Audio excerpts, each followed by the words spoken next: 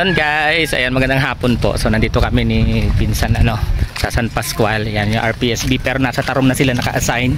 Pero tutulungan pa rin tayo sa paggawa ng bahay. Nandito po tayo sa pabahay kila Baby Jericho at bibisitahin natin. Actually kinausap ko na namin si Kuya Nonoy kasi baka wala siya bukas. So andyan naman pala siya.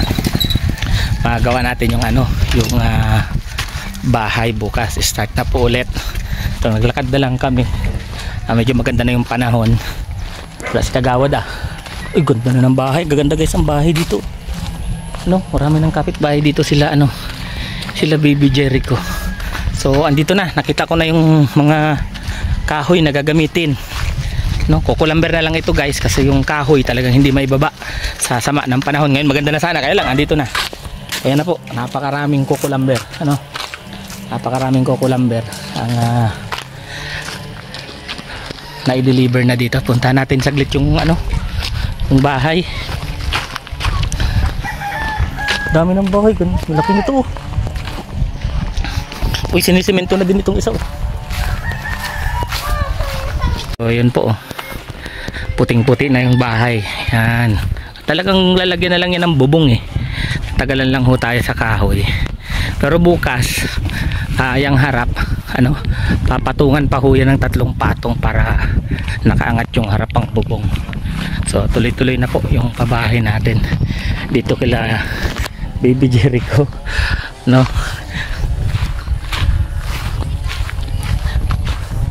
Puting-puti na yung bahay kung makikita natin. Ayan po, naka-finish na yan pero hindi pa yung totally finish na makinis. Ano yan? Skim coat na lang? Skim coat? Oo.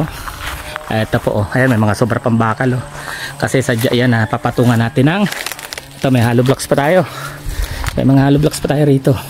Then magpo-flooring na division dito sa loob, So okay na yan. Labas loob na ho yan. Labas loob na. And then yung Poso Negro, ayan, tapos na din yung Poso Negro. Ayan gawa na yung Poso Negro. So ayan, finish na yan, paikot. So bububungan na yan. And then dito magli-layout na ulit tayo dito para sa kusina. Yun. And ito yung mga gagamitin natin sa kusina na lang na bali pang poste, matitigas na kahoy naman na to. Ayan pa sa gilid. Parang nabawasan yung natin, mga good lumber sa taas. Saan? Kukunin na lang natin. Ayan. Wala yung ibang good lumber natin. And ayan, hollow blocks. May mga buhangin pa naman tayo. Ito may buhangin pa tayo. Then yung graba, ito may graba pa. May hollow blocks pa.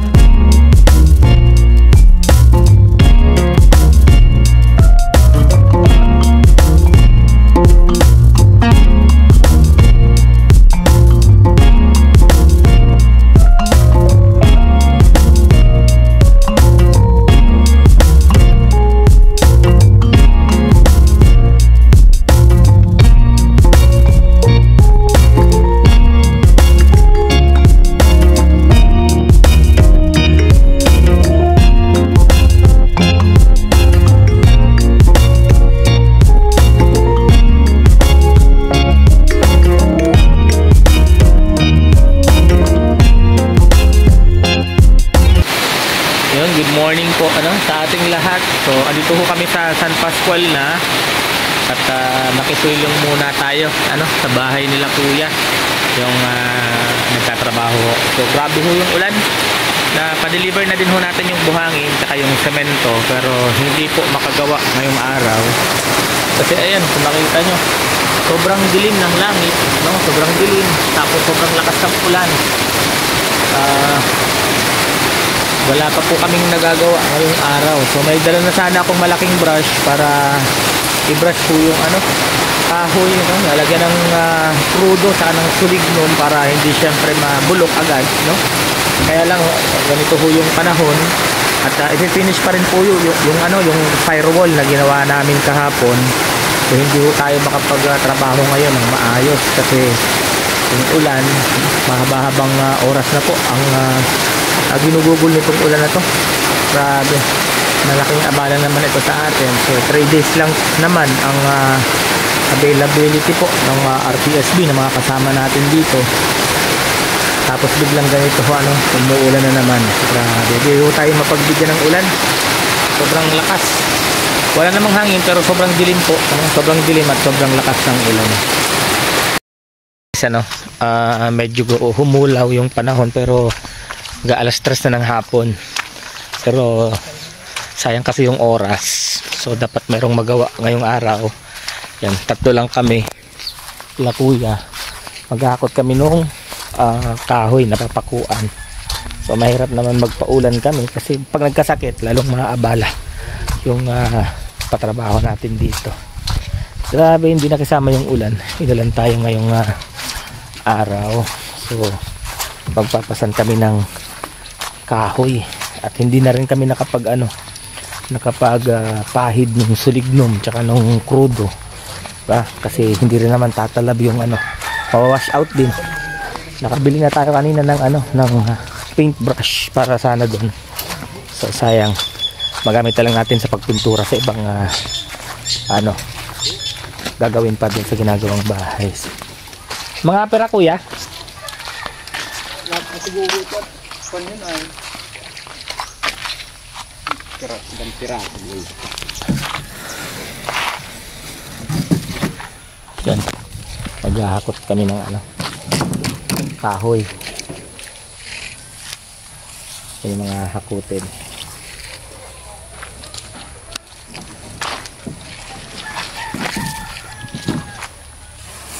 Dala-dalawa na.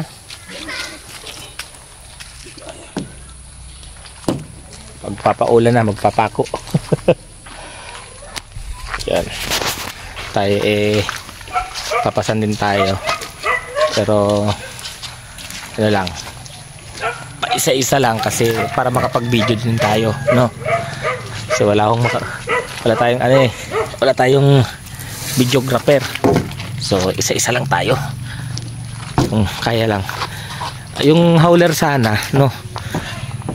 Wala pa ho. Pinuntahan namin kanina para hiramin sana namin yung hauler. Problema, wala pa, hindi pa pumupunta rito. Kahit pa isa-isa, mahalaga may nadadala.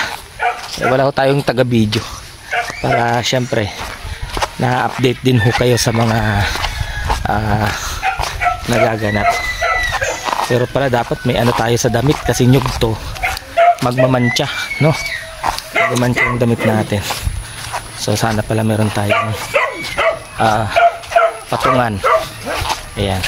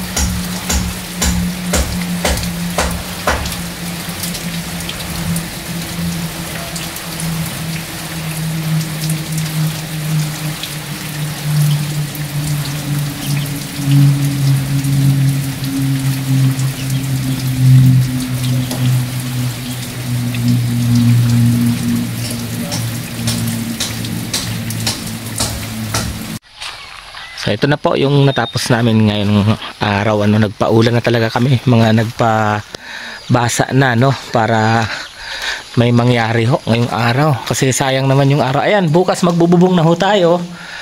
Naka-ready na ho yan para makapagbubong tayo. And puputulin na lang ho itong mga sobra sa gilid, no. Puputulin na lang. So nabago ho yung nabago yung count ng yero natin. Grabe. Instead na 13 na digits, 19 pieces na ho yung magagamit natin dito sa bahay nila Baby Jericho, no? And dumating na rin pala yung buhangin kanina, 2 kubiko ho yan, na i-deliver na din. Ewan ko lang kung saan ho nilagay ni kuya yung semento. May kasama hong semento yan. Maulan kasi, so naitago ho muna. So ayan na ho guys, ito na ho mga kalangga ang update sa bahay nila Baby Jericho. Nandiyan na. So ipipinish na lang bukas itong labas bago tayo magbubong, or kahit nakabubong na kasi hindi pa naman magkikisame dyan. So ipipinish ho itong firewall. Ayan, may firewall na rin ho dito, kita nyo naman. At pag nakabubong, so sa loob naman ho muna tayo gagawa kasi yung ulan, grabe, sobrang dilim ho ng paligid. So tinagaan na lang ho namin na matapos. So napakalamig, uuwi pa kami ng daet kasi wala naman na ho dito ang RPSB, wala na ho tayong matutulugan dito.